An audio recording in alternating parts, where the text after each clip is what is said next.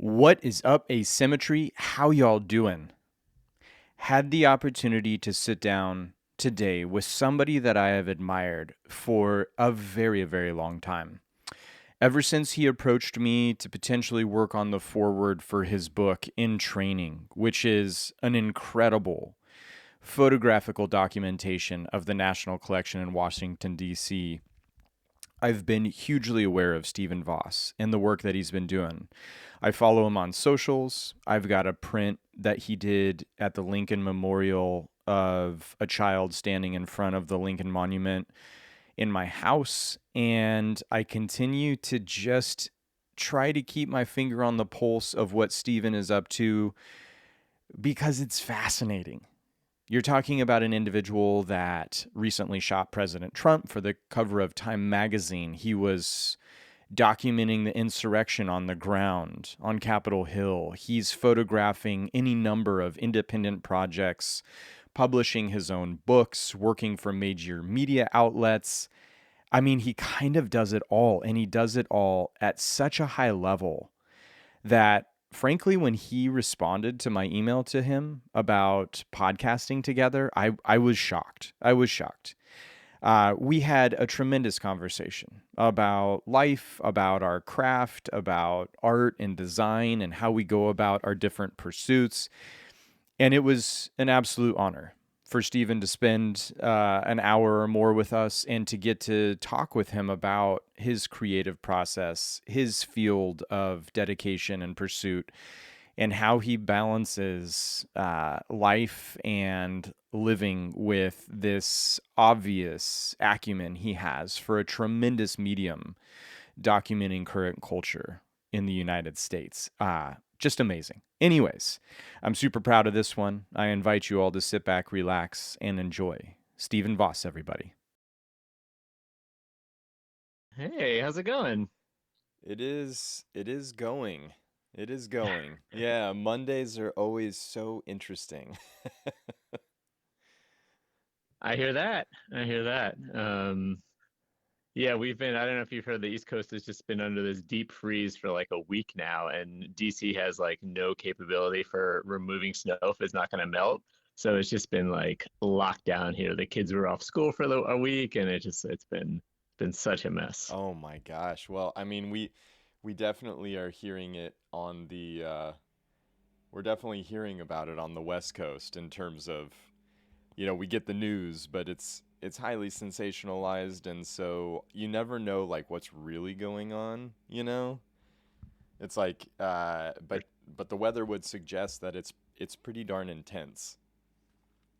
Yeah, yeah, it's cold. I mean, it's been single digits for a bunch of days. I mean, I know it's not so unusual for where you're at, but yeah, it's not what we're used to in DC, which is like it's a little bit of a southern town sometimes. Like people don't really know how to drive here, so yeah, it's been interesting. Yeah. Yeah.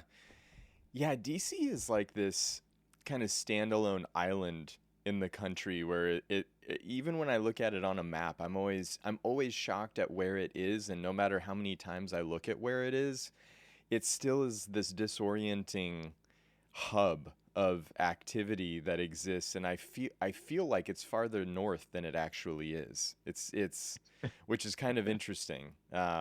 But I know when Aaron Packard was the assistant curator there, he used to talk about the odd weather that occurs around DC as a result of all of the built up environment there, and how it kind of alters weather patterns or does radical things to what otherwise would be considered normal, whatever that means these days in terms of weather. Oh yeah, yeah. Whenever I talk to Michael James at the Arboretum now, he talks about the microclimates, like the little bits of hot and cold that they get that they don't get other places, and yeah, it's a lot to deal with. I think they're always kind of like on their toes, trying to respond to that in ways that care for the trees and all of that. Right. Uh, so I pulled out my nice mic here. Do I sound okay? You sound great. Yeah, you sound Okay, great. cool, Yeah. great. Yeah. Well, I really I am super appreciative that you were willing to sit down and talk with me, because I've been a huge fan of your work for, gosh, I don't know, almost 15 years now. I mean, I became aware of you very early on when I got back from Japan, And when you did the book on the Arboretum, I just thought it was such an interesting take on people think about a bonsai facility and they take hero shots of all of the major trees, and that's kind of the way a bonsai book about a collection would look. And yet when I saw your book, you really focused on these intimate moments and these shots of things that probably definitely inform people's feeling when they visit the National Collection and that facility, but they showed some of the things that create the feeling that maybe people don't ultimately realize are conjuring the sensation that they have when they're viewing the whole or having that whole experience all at once. And I just thought it was such an awesome snapshot into the mind of somebody who's looking past the obvious, which seems like that would be a critical skill set to have as a photographer who's documenting really important stuff that's happening on a continuum. Yeah, I think that's right. The bonsai work came sort of out of a bit of frustration with my professional work. I live and work here in DC. A lot of what I do is centered around politics, the White House, Capitol Hill, that sort of thing. And kind of got my start as a photojournalist and did that for a long time. Traveled extensively overseas, did all sorts of stories. And the bonsai work, I had gone to school at George Washington University, and so I had gone to the museum before, like as a college student, and just sort of stumbled across it. And I remember what a meaningful experience it was when I knew nothing about bonsai, just walking through the museum and being around those trees and the feeling I left with, when I left the museum, that feeling, that peace, that wonderful connection I had, that stuck with me. So around 2016, I had reached this point. I do a lot of these portraits with people, and often with senators, or if it's a president or someone, it's a really limited time. Like you're kind of squashed into this like tight window of time where, they walk in the room and they're, ready to take 3 or 4 photos and then just kind of run out. And it's frustrating. You barely can like practice your craft in that time. And I was, sort of thinking to myself after one of these shoots, like I want to do something that gets me back to what I love about photography. And I thought of the bonsai, and it was really, I came at it with a bit of reluctance because, in some ways this felt to me like the same as going to a museum and like photographing a painting, right? Like these are works of art. Like what am I going to bring to that? Like, I had a lot of reluctance about that. And so I just started, I think I started in the winter. It was in 2015, 2016, around there. And what I would do is I would go to the museum, walk around, and just sort of try to find the tree that kind of caught my eye. I'd sort of pay attention to what I was paying attention to. And I would sit with that tree. I would, do some writing. I would just really do some close observation, and then I would start photographing it. And I would usually photograph a tree for a couple hours and just see what I found. I would, go through this exercise of everything was on a tripod. It was very locked down. It was very sort of considered photography. I often wouldn't make that many photos, in the course of time. It could just be 15 or 20 photos over, a couple hours.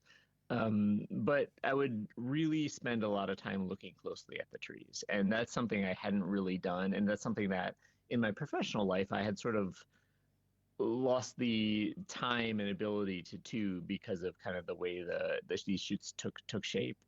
And I did this, I just kept doing it for months and months and months. And, at some point, Jack Sustick was a curator then, and he would see me around and we would talk and just kind of, just sort of chit chat about the weather. And I'd, often have questions about trees that he was always really patient about answering, as someone who was just an absolute like newbie to all of this. And, maybe 6 or 8 months in, I reached out to him and said, "Hey, like, could we meet? I just want to show you what I've been doing. You've been seeing me like standing out here in the cold all this time. Like, well, yeah, I just wanted to share it with you." And so I made some prints. We sat in, the little building there where they work on the trees, and I just showed him the prints, and he, was incredibly supportive, I think, and I think one of the first things he said to me is like, these don't look like other bonsai photos. And like, that was, um, not something that surprised me, but also, I think from the beginning of this was, I didn't know anything about people who work with bonsai or the community or any of that. So I was a little bit nervous about bringing this approach to it because it was not, again, like you pick up most bonsai books and it's not how bonsai are photographed, right? So many books are photographing bonsai from an instructional perspective, right? They want to show the whole tree. They want to show it, in a certain way, at a certain angle, very straightforward, very evenly lit. So there's very much almost like a formula to how they were photographed. But he encouraged me. He said this work looks like really interesting and great. And so, I just kept at it. And I think I photographed the trees for probably another year before I'd show them to anyone else beyond just, a few friends and family. And, at that point, a few people were like, this could be a book.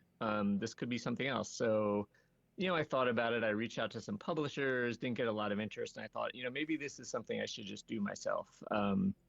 And I grew up sort of around like punk rock music and DIY stuff. So I was very like accustomed to like, I made my own zines in high school. I was very accustomed to coming from a world where you didn't like wait for other people's permission. You just kind of did things.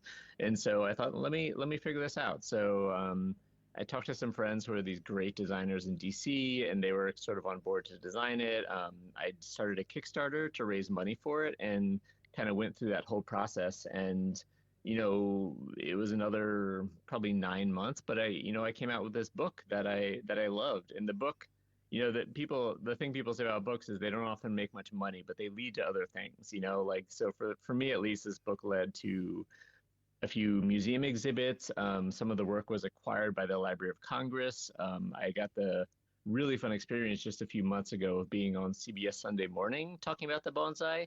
And so it's sort of opened this world. And not only that, it's opened me up to this community, this amazing community of bonsai professionals, both people who work at the Arboretum and the volunteers there, but also people across the country. And I've just found it to be such a welcoming community that is really focused on sort of education and experiential learning. And I found that to be a really like wonderful net benefit to my own life, to be around people who are as passionate about these trees as I am. Right, right. Yeah, interesting. So even though, when was the book published? We're talking 5 years ago, 6 years ago, maybe even. Longer than that. I think it came out in 2016. Oh, geez. Okay, we're talking Yeah, 9 years so ago. yeah, 8 or 9 years now. So Okay, yeah, it's been a while. man, my how time flies. But yet you're still CBS Sunday morning or Saturday morning. I forget which one you said, but they just recently brought you on to talk about it again. So this book is having longevity in terms of people being aware of your work in association to bonsai.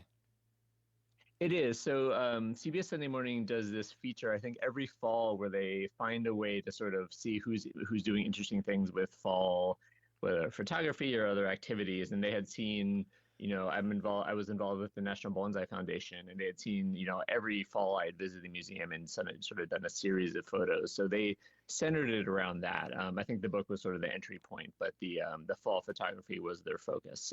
So it was a wild experience. They came to my house, the whole film crew. They set up, they filmed me there. It initially was going to be at the museum, and that was all good. And then the government shut down, so Right, the museum right, was basically it's completely closed. Only essential personnel was allowed to be there, so we all sort of had to improvise, pretty quickly. And yeah, again, they came to the house and filmed for a full day for the segment, and it was a lot of fun. It was like not something I told the guys when I came, I was like, I'm really comfortable being on like the far side of the camera. I like being in front of the camera, not so much. So, but they right. were, just they're professionals. They knew what they're doing, and they knew how to make me feel comfortable. So it worked out well. Yeah, yeah. How did you? I mean, you talked about it. You are accustomed to having a limited amount of time to take very critical photos of incredibly important people, oftentimes in the political sphere.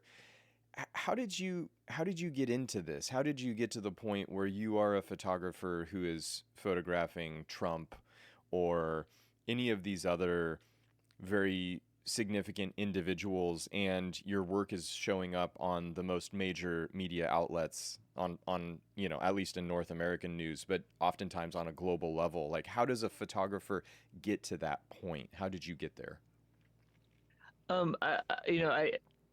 I don't think there's any one path for this work. I went to school for computer science. That's my degree. I took one photography or one, sorry, two black and white photography classes at George Washington University where I learned to develop film and print in the darkroom and stuff. And that was the extent of my photographic education. After DC, I moved out to Portland, Oregon, and was sort of doing kind of a mix of web design and graphic design plus kind of photography on the side. But I knew I wanted photography to be the main thing, and it was really just picking up any job I could take early on. I was able to sort of luck into this work with the Willamette Week, which was the local weekly paper in Portland, which was this great weekly kind of cultural newspaper that they didn't pay a lot, but they like gave me all sorts of assignments. Like so, in any given week, I would photograph like a concert, a protest, a city council meeting, a restaurant opening, and a few portraits and everything else too. And it was sort of this photo education, on my feet as I was working. And it was really, really beneficial. It sort of, I think it made me a really well-rounded photographer, and it gave me the ability to sort of walk into situations and evaluate them quickly and figure out where the photos were to be made. So, we were in Portland for about 4.5 years while my wife went to medical school. And then when we were done there, we moved back to DC because we met at school in DC and we loved the city. And both our families are all from the East Coast. So we kind of knew we wanted to be back there at some point. And, we got to DC in 2005. And at that point, I had done, a few international stories that I was really proud of. I had, right when we got back, I flew down to New Orleans and covered Hurricane Katrina. And that, I think sort of helped editors see that I could handle myself in situations that were kind of a little more uncertain, a little more chaotic. And so when I got to DC, I just sort of dove right into politics. I started covering Capitol Hill, the hearings. You'll see someone speaking at a table with like the senators or congressmen, questioning them, and us photographers will be down kind of sitting on the floor, kind of our backs pressed up against the wall trying to make photos. And when I got here, I was immediately shoulder to shoulder with some of the best photographers in the world. Like I still think like DC has more great photographers than anywhere else. So you got this incredible, like very sobering photo education where you would cover an event and then you would, go back home and see how, say, the Washington Post or the New York Times photographer covered it, and you just be like, "Oh my God! Like, how did they see these things? Like, I didn't see Mm. any of that stuff." And it was an incredible learning experience, especially those first few years where I was doing this work. I was down on Capitol Hill 5 or 6 days a week doing it, and I learned so much so quickly about how people worked. My work in Portland was basically solo. Like you're just a photographer out doing things. But when you work alongside other photographers, you see their working methods. You see like what they're looking for, how they anticipate things, how they position themselves to be in the right place to capture something before it happens. And I learned so much in that time. And so, I continued that work as a photojournalist for, up to today. I still do some photojournalism, but at some point, magazines were asking for more portraits. If they're doing a profile on a politician, they want like a nice lit portrait that sort of complements the story. And, I started, just photographing, university professors, authors, things like that, kind of more, people who are maybe not as well known. And it was, it's a gradual process. You sort of work your way up. You prove yourself at one level, you work your way up to the next and the next. And now, I do a fair amount of that. It tends to be more high profile people, which comes with its own sort of challenges and preparation and all that stuff. But I find the work fascinating. I find it really interesting, and it definitely like it pulls a lot out of me. Like there's a lot to it. There's a lot to manage in those situations while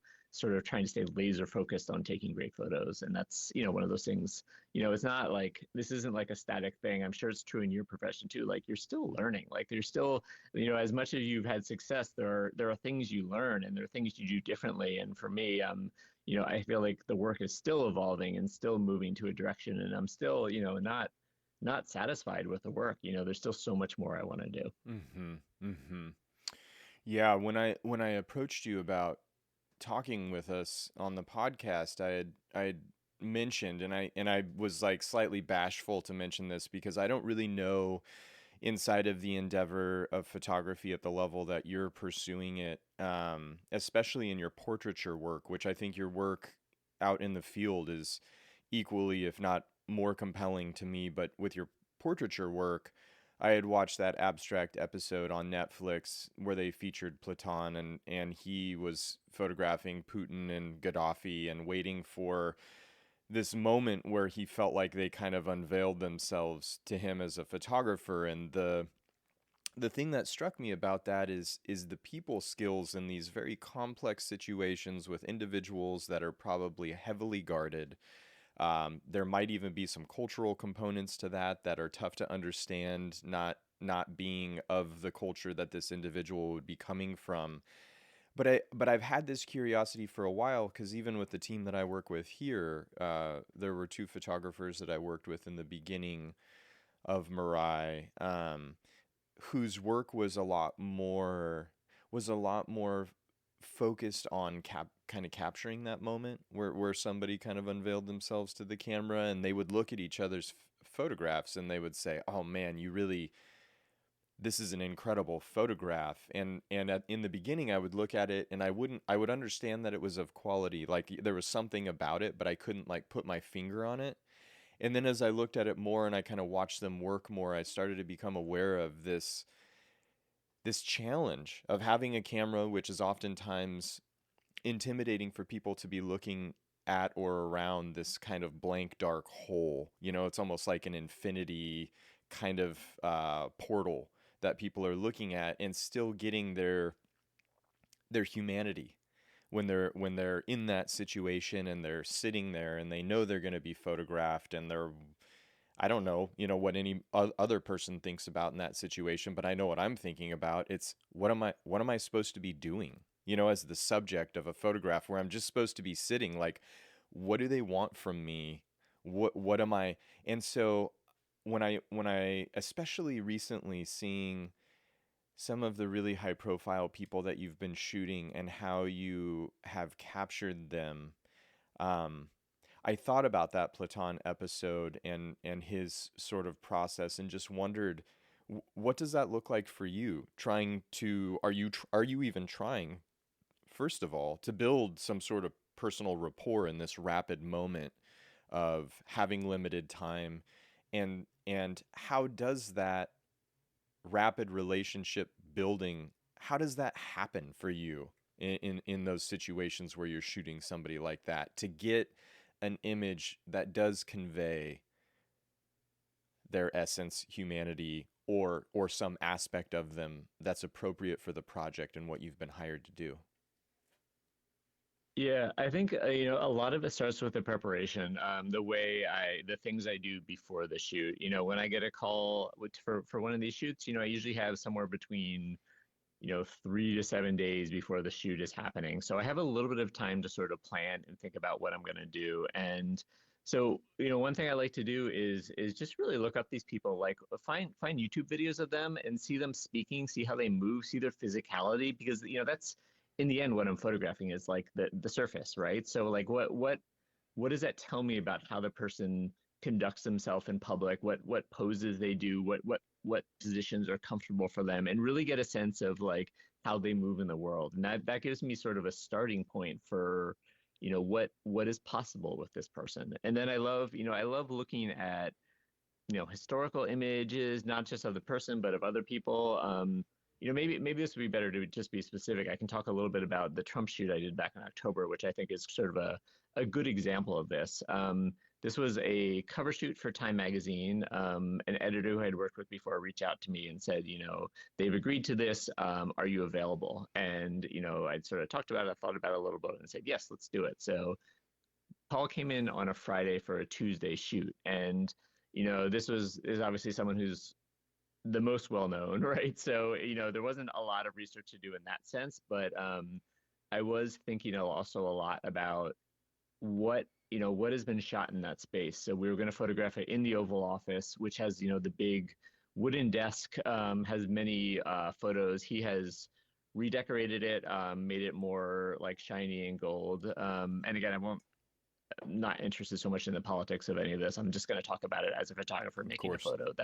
That would be a conversation for another time. Sure. But I spent a lot of time looking at the photographs of him, and one of the most difficult parts of this is that he's been on the cover of Time something like 6 or 8 times in his presidency, and they've all been shot in the Oval Office. And so, the Time magazine editor basically like sent all those photos to me and said, like, you can't do any of this stuff. It can't look like this, right? So, like, Right. all of these sort of more straightforward choices that I would have were off the table, and that makes it really hard. But then again, I go to history. I see what people have done. I look how other presidents have been photographed there. I like looking at the Life magazine archive has this great archive of photos. So I pulled this great photo. These ones of Eisenhower, of Ford, of Nixon, of Clinton, of Reagan, and just try to get a sense of like how the space has been used by different photographers, how they've lit it, and that sort of thing. And within these dozens of photographs I looked at, I started to get some of my ideas about what we could do with that space. I'd been in there many times, but only to cover events like at the beginning of a speech, or if he was meeting with a world leader or something.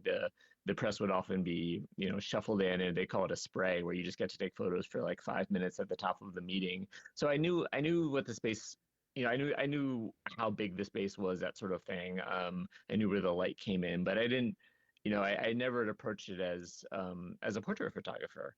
And so, I started mapping out these ideas, and I knew there were a couple photos that were really important to me. I knew, in talking with the photo editor, I knew we wanted to do something at the desk. So I thought of a few different ways to pose that, and then I knew I wanted to do something on the far side of the room. He had put all of these paintings of these historical paintings of older presidents and other world leaders. And this is really, really striking thing to walk in. This like entire part of the wall, like maybe a quarter of the wall, is just filled with these paintings, multiple levels of these paintings that are just this like incredible weight of history. And I wanted to do something with him in relation to that history. And I sort of thought about different ways to do that. And how can we make something that communicates his place in that? And so I have a great assistant, Justin Jellerson, who I've worked together with him for over 10 years now, and he and I sort of have a great mind meld about these things. He's very good technically with lighting, and so we have these discussions about like it's not just like the composition and the feel of the photo, it's like how you light it to communicate the mood, the tone of the image. So we, figured out this way where we wanted to let the whole scene be fairly dark and just spotlight him, and let him just be like a little bit brighter than everything else. So you just have this sort of moodiness to it, this darkness, this shadow with just kind of this touch of warmish light on him. So anyway, fast forward to the day, getting into the White House is a long security process. So myself and Justin and another assistant, we got there 5 hours beforehand. We wheeled the cart down Pennsylvania Avenue. You go through multiple levels of security, the last one being where they literally have people looking through every pocket of everything, turning on all your cameras to make sure, they're functioning as cameras. You have to take pictures, you have to do everything. It's all, it's as it should be. It's all like very, very seriously taken. Then we got into the briefing room where we just sort of waited for a while, and the president that day was running behind, so our start time kept getting pushed farther and farther back. And eventually we got brought into a room that was basically right across the hallway from the Oval Office. And at that point, we learned that we would only have 30 minutes to set up.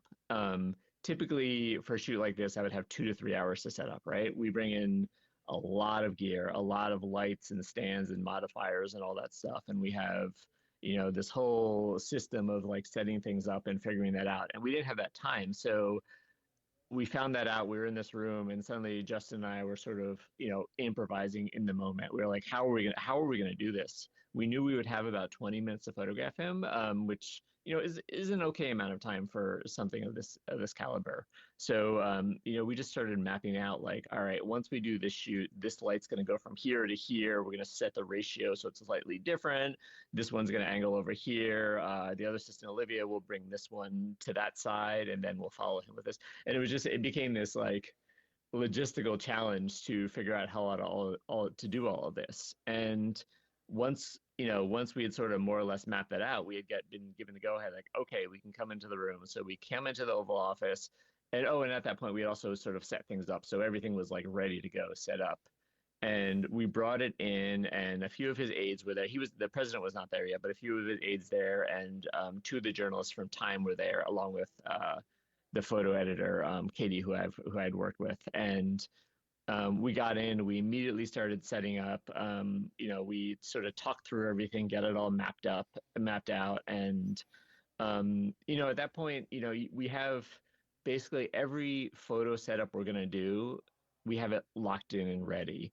But there's also this thing you always, as a photographer, you need to be open to what happens. You need to be open to moments. And as you were saying with the photographers you worked with, like as much as you can plan, like you need to be flexible enough to let things happen. You can't shut things down before moments are created. So I always keep that in the back of my mind, that as much as I need to get through these like 5 shots, that I can't be too rigid. Like I need to like interact with the subject, like let it go places. Let it be like a little bit of a journey. It's not just stand here, look here, shoot, stand here, look here, shoot. Because if you do that, the shoot sort of, it kind of hardens into this thing that's not so interesting. And Hmm.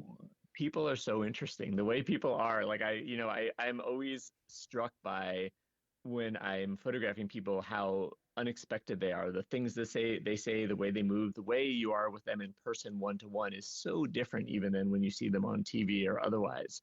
And so I was, reminding myself, like, let this play out, let things happen. And so the president came in. He had, I guess, had been told my name, so he's like, "Steven, where do you want me?" So it was like we started at the desk and we started shooting there, and we're just sort of working through our poses. And he also is someone who is very aware of how he is photographed, and also had, I think, some pretty strong ideas about what he wanted to do. So, the first shots, we did it for a while, and like I didn't think they were working, and like he didn't think they were working either, which was interesting. He's like, "Ah, we should try something else." I was like, "Let's try something else, Mr. President." So I went down, to the front of the desk, and he was standing there, and I asked him to sort of bring his hands together, and he brought his hands together like in this way that he did, and we shot a few shots like that, and that ended up being the cover. But we still had many more shots to take. And at the time, of course, you don't know it's going to be the cover. You're just trying things. So we did that, and then we walked over. We did the wide shot across the way with all the paintings behind him, which was, I think, my favorite shot from the shoot. It just really, I think, it really captured something about him and about this moment we're in. Um, and then he was like, "Have you seen? We have the Declaration of Independence here." It was like an original copy. He was like, "No, Mr. President, can you show me?" So he walked over and showed it to me. And again, it was a very striking image. There was like a bust of Abraham Lincoln in the foreground, and he was with the Declaration of Independence. And as a president who's caused substantial change in this country, and who people have incredibly strong feelings about on both sides, it was a striking image to see the president of the United States next to the historical founding document of our country. And then we were moving through that, and I was sort of, at that time we had finished all the photos I had wanted to take, but he was still in it, so I wasn't going to end it. I was going to let him end it. So I was just going to keep going. And this is, I told my assistant too, it's like, we are not stopping until he tells us to stop, or until he walks out the door. Like, we are going to maximize this opportunity. And so at the time, the rose garden outside had been, I guess, essentially dug up, and they had put a patio out there. And he said, "Oh, had you seen that?" I was like, "No, can you show me, Mr. President?" So then we got another 5 minutes of him sort of walking around and being like a project manager, which is something I think the president, as someone who, people who knew him like in New York in the 80s and 90s, they knew this is his like sweet spot. He loves talking about this stuff. So we got another few interesting minutes of him outside. And then we just kept shooting. I had Justin had a light sort of on a stand that he was following with me, so we'd get that nice quality of light on him as we were doing it. So we kept doing that, and then he started like said, "Okay, thanks everyone. I'm done. I'm walking away." So Justin and I followed him back into the Oval Office, like we were just going to keep shooting, and we got this kind of wonderful shot of him closing the door behind him, walking out of the Oval Office, which was another one of my favorite shots. And so it was, all this is all to say that like these events are like highly choreographed and highly planned, but you have to leave those openings for things to happen. Like that's where the magic is in those moments. It was both more and less than what we had planned. Like, and it was remarkable. And it was, we got out of there and we were kind of looking at each other like, did that really happen? The whole thing felt so surreal to have, the president of the United States sort of taking direction from you on how to stand and how to look for photographs. And it was, gosh, 2 days later, it was out as the cover of Time magazine. And so it was like a super, super quick turnaround. Oh So my the gosh. whole experience was it was wild. It was like, nothing I'd ever experienced. It was certainly, I think, the most high profile thing I'd ever done. But also, again, it was also still just like a guy in a suit in an office. Right. So like I like reminded myself that like this is work I know how to do, but also trying to think in the historical context and making sure that I'm like situating this work within a larger body of work about presidents in this moment in time. So there's a real there's a real like honest subjectivity to it. Like it's not objective. You're coming in with a point of view and an approach and all that stuff, and you want it to be a photograph that like marks a moment and helps the readers of the magazine who are reading the story like understand a little bit more about this subject they're reading about. Right. Wow. Wow. How are you feeling in the lead up to something like this? I mean, not just the shoot with President Trump, but any individual of a high status where this photograph is very much going to matter. You're saying you typically have like a 3 to 5 hour setup time, but what's your mentality like the day before, or the week before, or the hours before, when you're leading up to something like this, where you have a limited time and the pressure is there for you to kind of nail it? Yeah, I mean, I think in the days before, it's really just like heads down, like pulling references, thinking about technically what we're going to do, even logistics, like how do you get into this building? What's the access points? What's the easiest way to get a large couple carts of gear in there? So I'm consumed with kind of all these like small details, and then hopefully within like a day or two before the shoot, that's all been sorted out, and then you get to sort of think about like what is this photograph going to feel like? What are people going to like understand when they see it? And just really like locking in on like a sense of what you want the mood of it to be. And then, on the day, like I really try to get into this, this somewhat like heightened state of awareness. Like I want to be really open to whatever the subject is giving me and be really like ready to get that photo. Like sometimes like the moment you want is given to you once for a split second in the Mm-hmm. course of like a 30-minute shoot. And if you don't get it, you're never going to get back to it. Right. And that's something that, as a photojournalist, I always knew there's moments, you capture moments. And as a portrait photographer early on, I don't think I understood as well as I understand now that like, human beings, like they're not going to do things twice for you. And you really, there's sort of this almost you size people up when they walk into the room. You're playing a little bit of an amateur psychologist, and you know, for some people, it's not talking much at all. Just sort of observing and letting them kind of drop into their own headspace. It's not that they forget they're in a photo shoot. It's just that there's not enough happening in the moment to capture their attention, so their mind drifts, and then they may go to other places. With other people, it's a constant stream of conversation where if you maybe detect they have some unease about having a photograph taken, you want it then to just be a conversation with them, like figure out what they're passionate about, and I rarely like I never talk to politicians about politics. Like I try to find like what's interesting to them outside of that, like, or about their families, about, favorite vacations they've taken. And so that I want them to come away with this as almost like, oh, that was a nice conversation I had. Whereas inside I am laser focused on looking for those moments that sort of capture something of them. So as much as I'm having this sort of, friendly, open conversation with them, I'm also watching them so intently to make Mm-hmm. sure I'm ready for whatever like needs to happen, and just looking for those moments like where, oh, this would be really great if he would just moved a little bit this way into the light or something, and just be ready to receive those things as they happen. Yeah, yeah. Yeah, it's interesting. It's almost like an intangible. I don't know. I guess I'm asking you this as much as I'm saying it. Like when they give you that thing for that split second moment, what is that? What is it? What is it that you know they just gave you that and you're not going to get it back? What is that thing that they give you? Is that vulnerability? Is that authenticity? What is that thing? Is it different for each person that you're photographing? It can be different. I mean, I think it's like a moment of sort of unfiltered truth, a moment that feels like they've given something true of who they are. And it depends. And some people, I mean, some people honestly, it's a moment of artifice that also reflects something about their character. So Mm, it's not the same thing for every person. And you don't, for me at least, like I don't always know I got it in the moment. It's sometimes afterwards that I'm looking at the photos and I see like maybe this like subtle shift in the tenor of their like the way their faces, or just like their maybe some like almost a grimace or something about the way their jaw tightens or loosens or relax, or the way they look when they look out the window a certain way.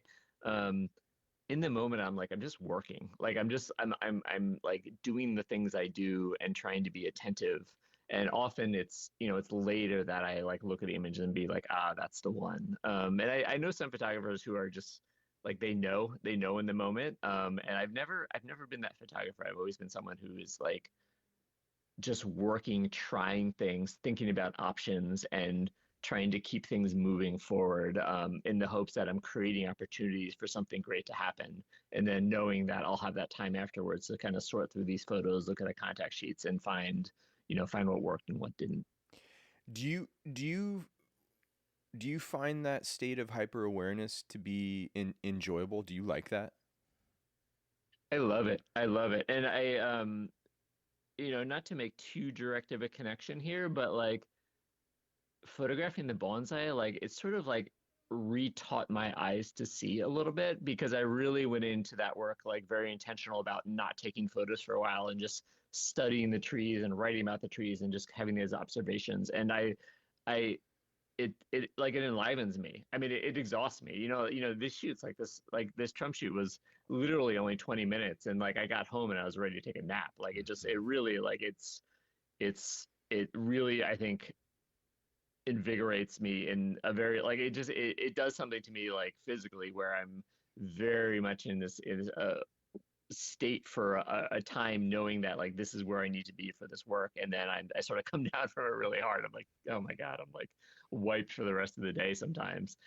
So yeah, I love it, I love it, and I think like I sometimes in these shoots, I feel like I did this more in the past. I don't do it as much anymore, but I would think about the bonsai trees. I would think about these like trees that are like sitting in this museum who've been there for 100 years, who've been watched over for generations of bonsai masters, and it was just like this wonderful like peace and calm. And I know it sounds a little like hokey, but like man, it worked for me. Like it was like I was like, all right, I can be like still and peaceful, but also be like hyper aware of this. Like I can find that like right fine-tuned balance of where I need to be. And photographing things that don't move has like really changed the way I work. And I'm working on another project now of things that don't move, and it's the same thing. It's just you get to stare and you get to look and you get to you know process it over in your brain as you're doing the work, and I love that.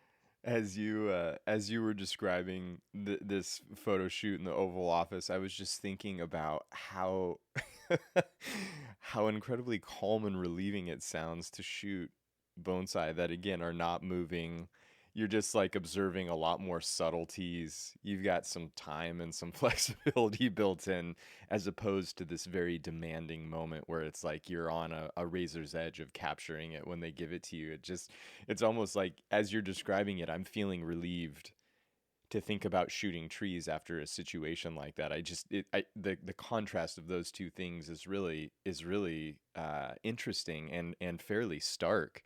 But I could see where that would be so invigorating to be challenged by this moment and capturing a moment and being ready for that moment. I know as an apprentice, I learned early on that being a good apprentice was predicting what was going to happen before it happened and always having a tool in my hand that was going to be needed before it was needed. And I really fed off of trying to anticipate those moments and being one step ahead consistently. And anytime that we would do a photo shoot for Kimbone on a really critical tree, historical tree, major severe work that was going to happen with a lot of risk involved, I knew leading up to that, as an assistant to that, that I was going to have to be super dialed in because there were things I could do to make that really positive and empower the best outcome, and there were a lot of things I could do to make that a total shit show and have that completely crumble and fall apart and be at the epicenter of that frustration and that potential failure. And it sounds like your photo assistant is right in line with where you're at and what you're needing, but how critical to have a team of people that is ready for that moment as well. And I always remember the fallout of that afterwards was like you're saying. It's like you've just been at this state of awareness for this very critical moment, and then afterwards, somebody told me recently that world class chess players burn as many calories as a marathon runner, and I'd never heard that or thought about that, but that kind of mental energy consumes a lot of resource to be able to maintain that focus and be that aware. Have you ever been in a shoot where you needed that and you just didn't have it? Like you just didn't, you weren't there mentally, you didn't have the energy, you just didn't have it to give? I think early on that happened a lot more to me. I had not built up the muscle yet, and it was, I would not like I would feel myself sort of flagging, like I might come in sort of pretty hot on the photo shoot, and then like at some point be like, what do I do now? I've worked through all the things I wanted to do, and I hadn't figured out how to sustain it in a way that like made each shoot like this complete event that from start to finish was was what I wanted it to be. And it took a long time, and I was I like I'm naturally a pretty shy introverted person, right? And I think that's also part of why I sort of have to ramp myself up for this stuff, and then I sort of come down really hard. But I learned to use like that as sort of a strength where I was able to, I think, connect with people and sort of take the nerves out from stuff. You make it more of a experience where we're both just connecting and relaxed. So yeah, I think so. I forgot the thrust of the question. Hopefully I got to some of it there. Yeah, absolutely. No, just in terms of needing to be present for that moment and not coming in having that gear to hit. Um, yeah. When when you think about your body of work and where you're at, one of the things that struck me is that you said there's still more. You're still growing, you're still improving, you're still learning. Do you see photographers that you really admired at a point in their career where maybe the best moments have come and gone, and they're on sort of that downward trajectory, or at least the peak of what they're going to accomplish from your perspective of their work has been accomplished?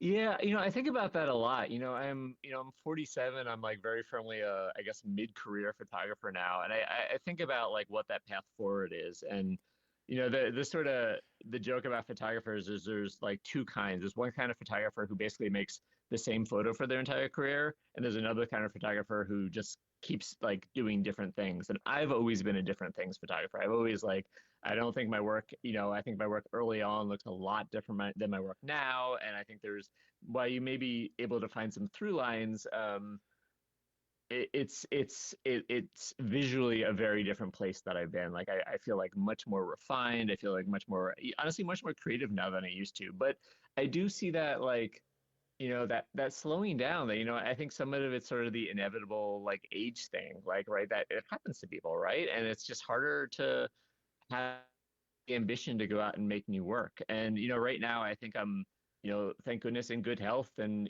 take care of myself and do all those things that I'm really like motivated right now to make the work. And I like understand that this may not be something I feel in a couple decades or whenever else. So like it's really important to me that I'm, maximizing this time and really pushing myself to go in different directions because I really do admire those photographers, the ones in their 70s and their 80s who are still at making interesting work and doing that because I that's what I want to do. I mean, I don't know about you, but I never feel the sense of like I want to stop this, I want to retire, right? Like that's never occurred to me. Like, Hmm. maybe I won't be doing the same work I'm doing now, but like I want to be out taking photos. Like going out and engaging with the world through photography is still just my favorite thing in the world. It opens doors. It gets me places I've never been before.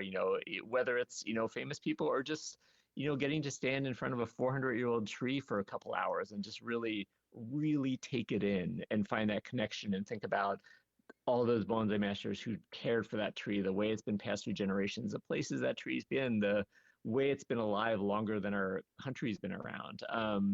That's magic to me, and I don't think that'll ever change. So I hope to like as long as I'm able to find an outlet for that creativity through photography. Yeah. Yeah.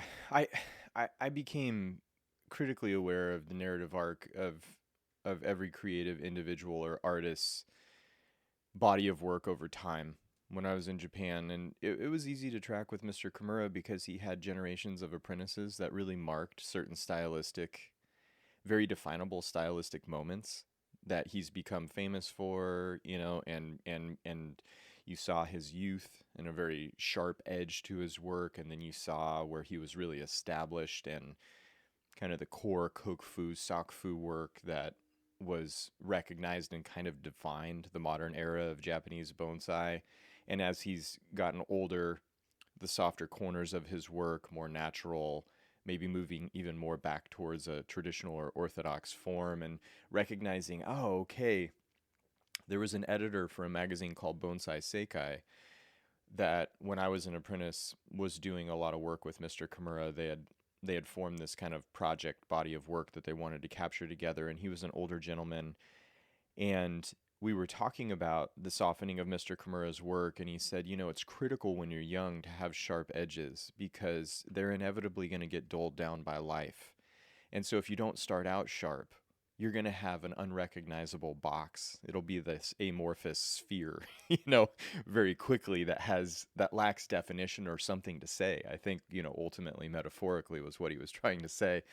And that really made me think about that, and it also made me cognizant of that with my own approach to what I'm trying to do. And when I look at other people's work, very cognizant of the fact that you have these generations or these moments across this narrative arc for every individual in the creative work that they're producing to really see the sharpened edges, which there's things that are produced in that initial body of work that can't be reproduced later because you learn too much and you gain too much wisdom or experience. You're chiseled a little bit but not dull quite yet, and so you can't go back to that sharpness. You know too much. You've been there too many times.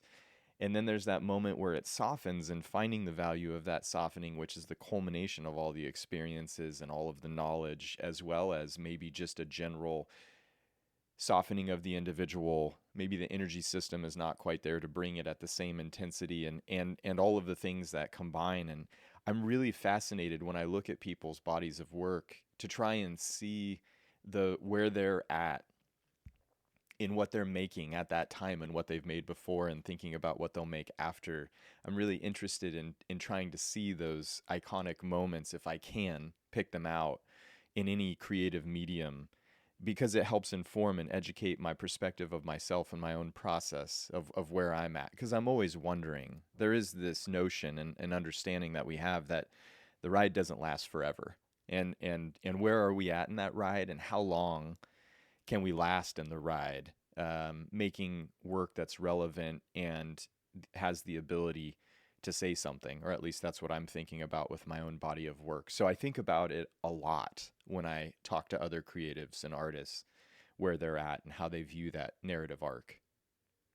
I love this topic and I love how you described it with your work. And I think as a young sort of brash photographer, I look at those older photographers who, like you're saying, the edges get sort of softened a little bit, and I would have like, this doesn't sound kind, but I would have like a certain disdain for it. I was like, oh, they've sort of given up, they've settled, they've fallen back into old patterns. And I think as I've gotten older, like now I see the wisdom in that work. Like I see like where it's kind of like maybe they don't have the energy and the vitality that I had as a 20-year-old, but they have something else and they have that experience. And like I think I was a little bit too naive or something to see it as a young photographer. And now as I'm a little older, like I appreciate it so much more. And it sounds like you're saying something similar with your work. And I'm Yeah. curious, like, do you feel like your edges have been softened at all in like where you are now versus 10 years ago? Yeah.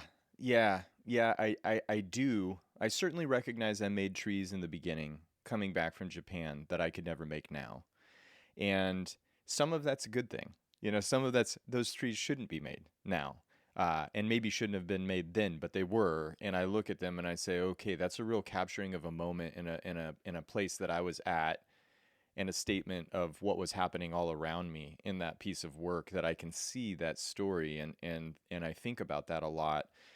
But I guess I have kind of coined it as wisdom because I realize maybe I was emptying the tank unnecessarily in the beginning, not knowing how to control that gas pedal of creativity. And I remember certainly in the first 5 years of trying to get this place off the ground and establishing myself as an independent artist from my experiences in Japan and prior to Japan, I felt this intense pressure and necessity, self applied for sure, but I felt this intense pressure to do something impactful and amazing every time I touched a tree. And you see that in the work, but some of it was so unnecessary. And I think about some of the trees that I just didn't need to do what I did to. And I could definitely see somebody looking at work now and saying, God, you don't want to take that farther. And it's like, I used to have huge creative crashes after a major binge fest of work where I would stay up in the workshop all night and wire till 4 or 5 in the morning and see the sunrise, and then I was just crushed for like 2 or 3 days after that. But the work was inspired, and I didn't know how to work any differently at that time. And as I've gotten older, I've got a family, I've got kids, I have a wife, life, and all of those things. I think when I was younger, I looked at that as baggage that taints the creative process. Um, Before experiencing the joys of all of those things, I looked at that as baggage that tainted the creative process. And now I just realize that was just a real ignorant perspective of how life is actually going to go, because so many things that I didn't anticipate would be a part of my life or inform or influence me have happened in the 10 years since that initial kind of scope of work that was super rigid and sharp, that certainly have rounded the corners a little bit, but have also given me a lot more tools and a lot more fluency in my craft to be able to temper uh, the outcome of the work in ways that I feel are calculated and intentional, instead of just being this major dump every single time I touched a tree, and it having to be so dramatic all the time. That was exhausting. It was just exhausting. Uh, Awesome, but exhausting. So yeah, Yeah. I think I realize that is wisdom, not having to pour all of your energy out until you can't wring a drop out of the towel anymore. Because I define that as having executed work in the beginning, and it just wasn't sustainable. Yeah, that rings so true. And it sort of occurs to me as I heard you talking about this that like at least won't speak to your practice, but for my practice, I think those early photos were a lot more about me, and then Mm, my later photos try to be a little bit more about the subject, about yeah, what I'm working. And I don't know if that's true with like the trees or the same kind of thing, but absolutely. I want to like find the like fullest expression of this person rather than me coming in with like my clever lighting schemes or my gimmicky lens choices or whatever. Like Sure. that's like those sort of like divots I was trying to make, those sort of like punching a hole through a wall to really just capture everyone's attention. Like that doesn't hold the appeal for me. Like it feels like the work of a younger person, Yeah. and I like. I now I'm like I'm thinking about the readers who see these who see these photos. Like I'm thinking about serving the people who are going to see these things and hopefully just understand a little bit more about the issue that I'm focused on or the person I'm focused on, that will give them something that like rounds out their experience of reading a story or something. Yeah. Yeah, and there's a time I feel like I've come to believe, at least in the work that I see and the work that I try to produce now, that there is a fine boundary between emotional work that could be momentary versus timeless work that has a lot of longevity in it. And I think I've come to value timeless work that has longevity in it a lot more as I've learned where that fine line exists between potentially being a circumstantial momentary piece of work versus being a work that has the ability to last over a much longer period of time. And I'm more interested in that, especially as more trees become established, mature. I'm called to work on historical trees where you need to exercise that caution significantly.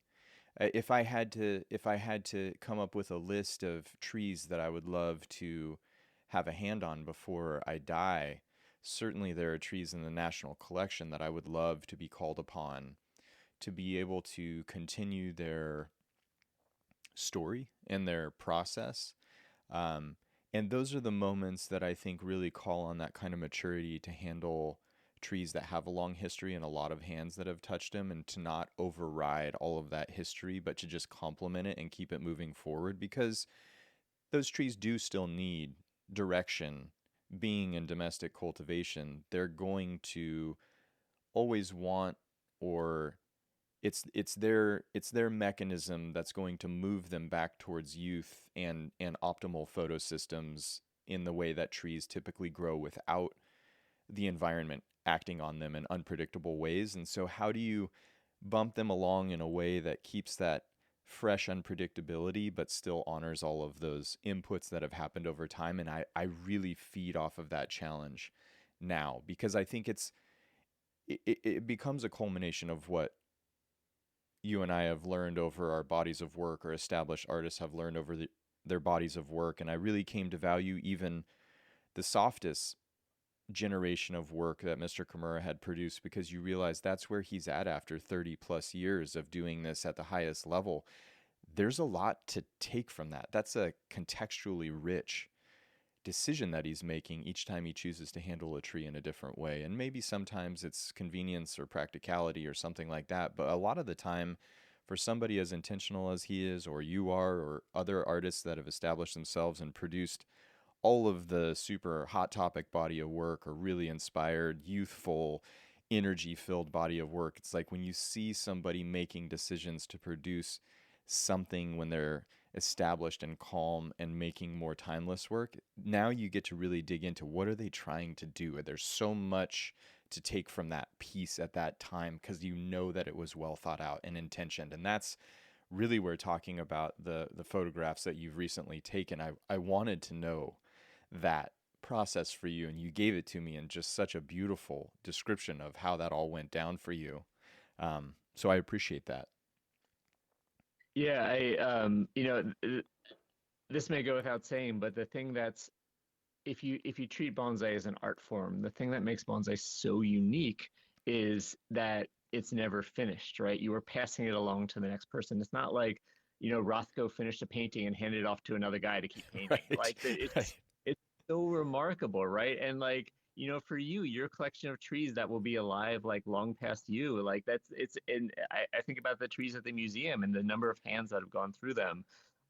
It just there's a I think Michael Hagedorn talked about this, just sort of the empathy and the hope for the world that you have in practicing bonsai, right? You're passing them on to the next person with the belief that they will continue to be worked, and they will never be exactly the same. And I think the curators, Michael and Andy at the museum, they just have this incredible task of both taking in the full history of each tree and the intent that was behind the way the tree looks now, and thinking about its future, and that balance that you talked about of like, this is a living vital thing that like it's not just about keeping it looking exactly the same forever. It's about like appreciating its growth and continuing it on its journey, which, at some point may like involve more radical changes, but that's the task of it. It's not just like maintenance. And I think those are discussions they're having all the time with those trees at the museum, is Yeah. both honoring the donors and the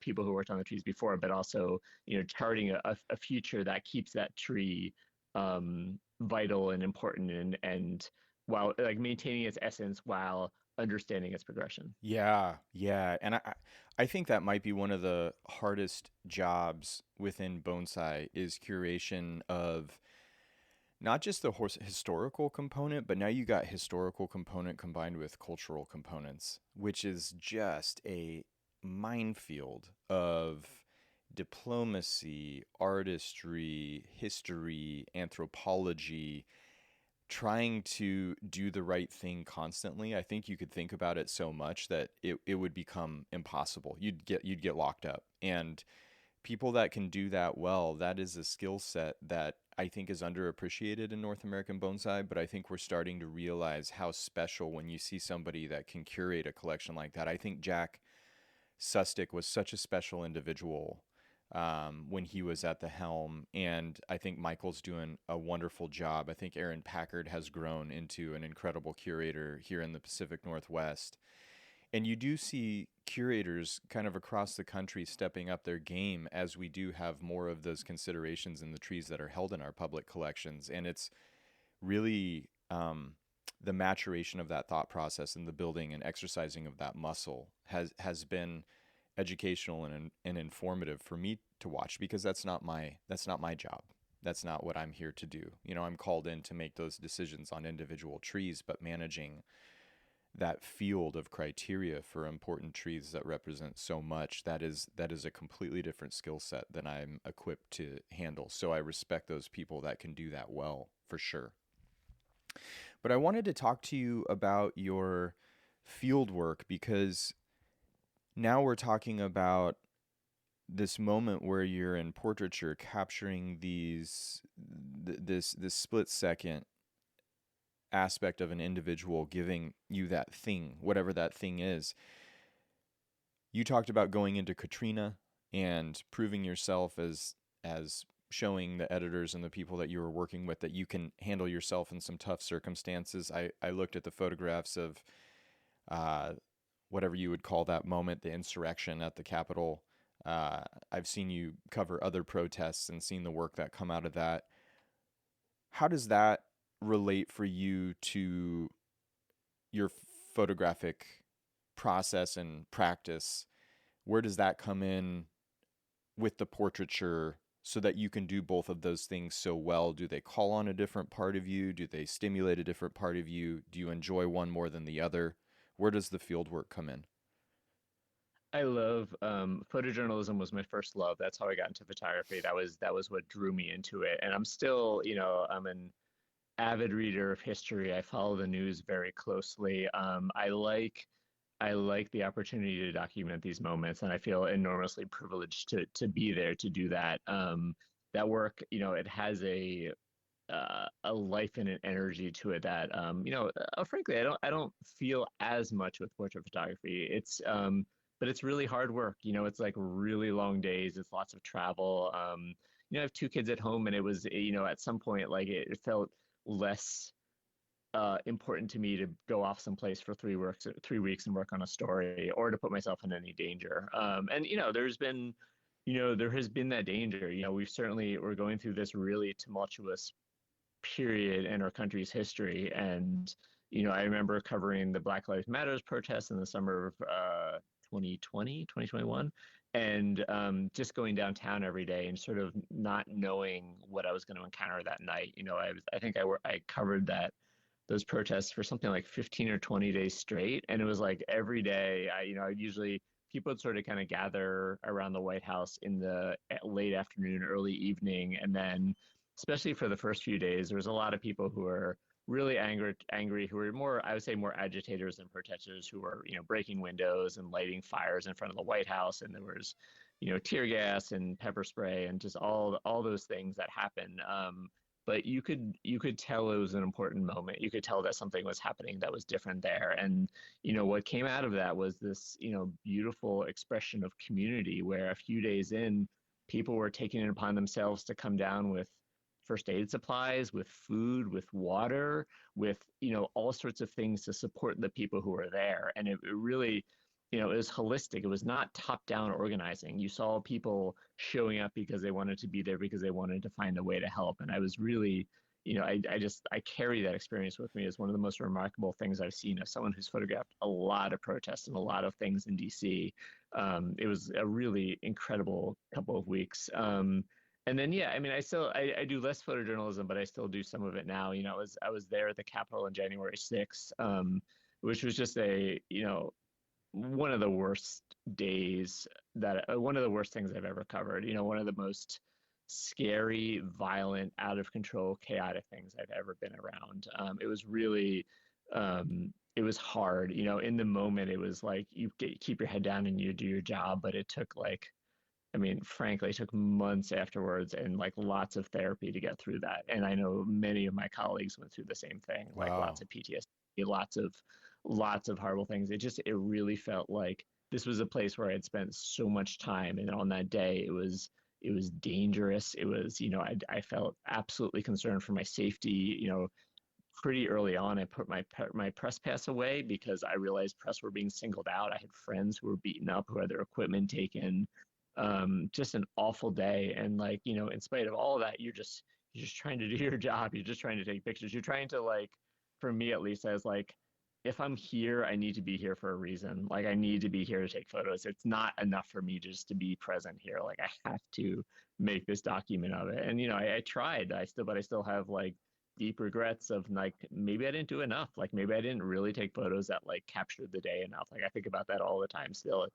It sticks with me. And when I talk to other photographers who were there, it's the same thing. It's like regrets, like what if you had just done this? What if you had gotten inside at this point? What if you had, I don't know, a better gas mask so you wouldn't get overwhelmed by the tear gas, whatever. There's so much to that, but it's really important. And I have colleagues who are doing that photojournalism day in and day out, who are putting themselves into much more dangerous situations than I ever have, and who are doing this work. And I just think, I think we're at this really weird moment in photography right now with how AI image generators can make things that look so real. And I think to me, photojournalism is sort of that last bastion of truth, where it's obviously people can say anything's fake, but photojournalists now, on the ground in Minneapolis documenting what's happening there, that is such vital public service work. And I still think it's, to me, the purest expression of what photography can be is, Hmm. recording real lives and real moments and helping people who can't be in a place understand what's happening in that place. Wow. Wow. Where do you think that sense of duty, where do you think that sense of duty or desire to contribute in that way came from? I mean, I think I've just always been a reader of history, and Okay. I think I've always Okay. been interested in putting things in a historical context. Right. And so it's, for me, it's been it was it sort of, the first time I came to DC, the first time I covered a Senate hearing with someone, I was like, oh my God, I cannot believe I can be here to cover this. And initially it was just, professionally, it was like, oh, this is good for me, but also this is an incredible thing to witness firsthand. And then at some point it was more like, if I'm going to do this, I need to do it well, and I need to come at it as a professional with, obviously my own subjectivity, my own thoughts and opinions, but I owe it to whoever, whatever publication hired me, whatever people are going to see these photos to, do it in a way that feels like these photos, like just what we were talking about, like the trees that will the work that lasts. Like I want to make the work that lasts, not the work that is just a little novelty breakthrough Yeah. of the moment. Yeah. And that's what I think about when doing that work. It seems like it would be challenging to see the polarities of humanity that you are capturing in your work, because you're seeing some beautiful things in people helping each other in the Black Lives Matter movement, and then you're seeing kind of the worst of what we can do as a group or societally in what happened at the Capitol. And that oscillation, I find those oscillations of polarities can be really inspiring, but they can also be some of the hardest.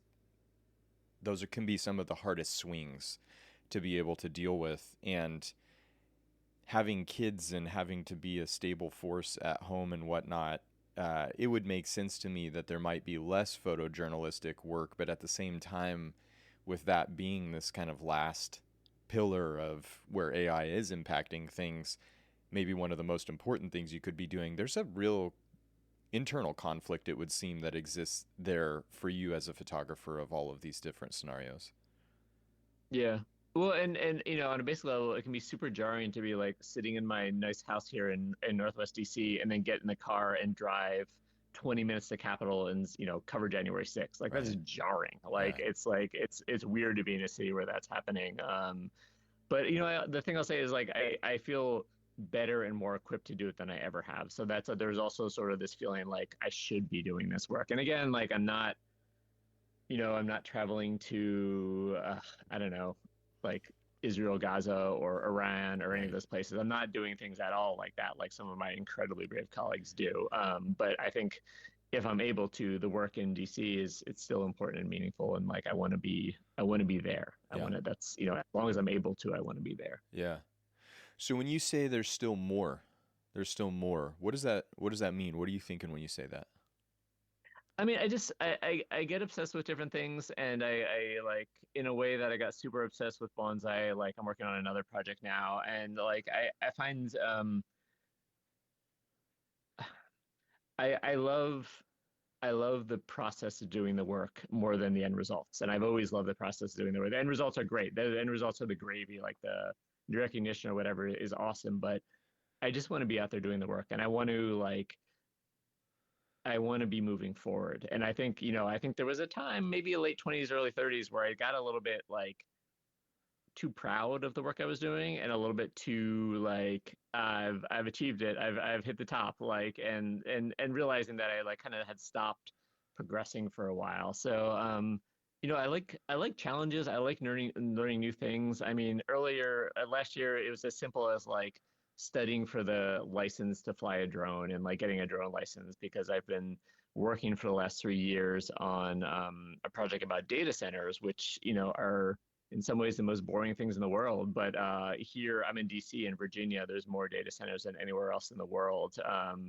And they're basically the infrastructure of our modern life. And this architect called them like the most important buildings of the 21st century because they are literally how our modern world flows. And I've just become really interested in them as architectural artifacts in context to these communities they're encroaching on, the environmental concerns of them, all that stuff. And it's so I love this is my favorite thing is to just dig into a story. This story was not someone anyone had hired me for, but I just got to do it my own way for a couple of years. Then I was able to publish a few things in the Washington Post and other places. And so that's like I don't like I understand that the work is the most important thing to me. Like it will always be the most important thing to me, and I am always looking for ways to sort of expand the scope of my understanding, maybe, and sometimes expand like in sometimes it's different equipment, different approaches, all that stuff. But that is the core, I think, to making me who I am. So I don't ever feel finished with it, and Yeah. I think it's really good for just on a basic level for my like mental well-being to be out there doing work is the most important thing. Yeah. Yeah. Very cool. Very cool. Uh, you've given me a lot this morning. I really appreciate the time. I know you're a busy guy.